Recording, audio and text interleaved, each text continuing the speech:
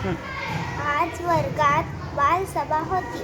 आंबा या विषयावर कमळ गट भाषण करणार होता.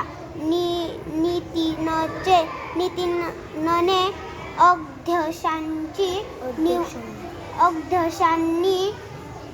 अध्यक्षांची निवड केली.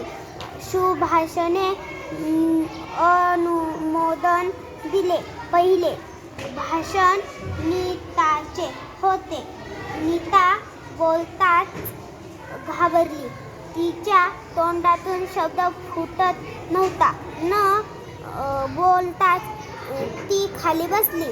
आज सुभाष चांगलं बोलला.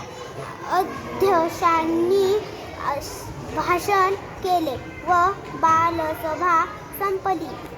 सगळ्यांनी जोरात टाळ्या वाजविल्या. आम्ही सर्व मुलांनी व ताईंनी जवळच्या साखरा धरणावर सहलीला जाण्यासाठी बस ठरवली. आमच्या ताईंनी मुलांना देण्यासाठी आईस्क्रीम ब्रेड विकत आणली. 2 ताईंनी केक आणली. आम्ही पाठीवर लावण्याच्या बॅग घेतल्या. पाण्याच्या बाटल्या घेतल्या. बॅगमध्ये सर्व सामान भरले. सगळेजण बसमध्ये बसलो. रस्ता वळणाचा होता. 20 मिनिटांनी आम्ही धरणावर आलो. धरणाच्या बाजूला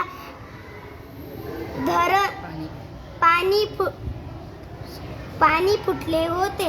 खूप झाडे होती. खूप चिमण्या होत्या. आम्ही धरणावरून थोड्या चाललोही.